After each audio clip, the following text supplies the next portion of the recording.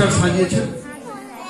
আমি প্রত্যেককে আমার আন্তরিক শ্রদ্ধা এবং কৃতজ্ঞতা জানাই। অত্যন্ত কঠিন সময়ের মধ্যে দিয়ে এই বাদশা প্রাপ্তজন তারা নাট্য উৎসবে এই আন্দোলনকে এগিয়ে নিয়ে চলেছে এবং একটু আগে বলছিলেন যে আর কিছুদিন পরে 25 বছরের একটা লম্বা মাইলস্টোনকে ছুঁয়ে নেবে এখানকার নাট্য চর্চা এবং নাট্য আন্দোলন বা নাটকের জন্য লড়াই।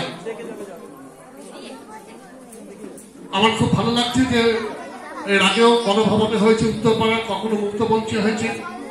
বিভিন্ন সময়ে আমি সাথে থাকার চেষ্টা করি, কারণ নাটকটাকে আমি নিজেও খুব ভালোবাসি এবং এই মানবিক গুণগুলোর চর্চা এবং চর্চা আমাদের রাখতে হবে। একটু আগে আমি দেখলাম যে সুকান্তের কবিতা খুব উদাত্ত কণ্ঠে, খুব সুন্দর।